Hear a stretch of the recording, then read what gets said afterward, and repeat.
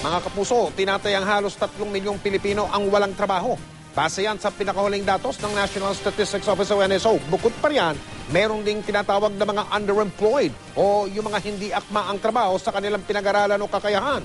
Nakatutok si Bernadette Reyes. 4 na taon ang sumasideline si RC Cubillanes bilang caregiver. Pero hanggang ngayon, hirap daw siyang makahanap ng permanenteng trabaho. Hindi kasi basta-basta kung walang training ngayon eh. Lalo na kung parang gusto mo talagang permanente yung trabaho mo, hanap sila ng training. Kayo, kulang pa ba kayo sa training? Oo, kulang pa. Pero sa tala ng Department of Labor and Employment, pangatlo ang health, wellness at medical tourism sa mga industriyang may pinakamaraming job vacancies ngayon.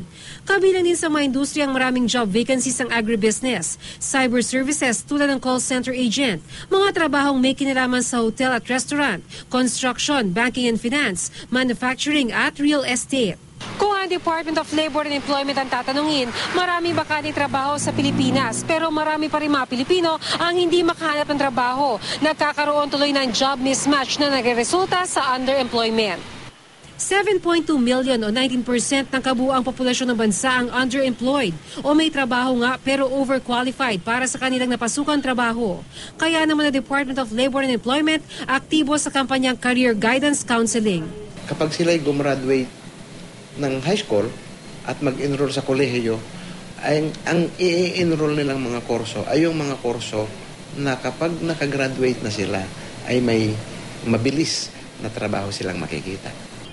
Sa ngayon, nasa 6.8% o 2.8 na milyong Pilipino ang walang trabaho. Posible pa raw itong lumobo lalo't daang libong estudyante ang inaasahang magtatapos sa buwan ng Abril. Ang dami nyo ngayong magra-graduate. We'll have again an influx of several million people who will graduate college.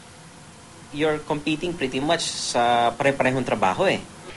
Sa survey ng DOLE, ang kadalasang mga dahilan kung bakit marami pa rin ang walang trabaho kahit marami ang job vacancies, maraming hindi kwalipikadong aplikante, kulang sa karanasan o naghahanap ng mas mataas na sweldo.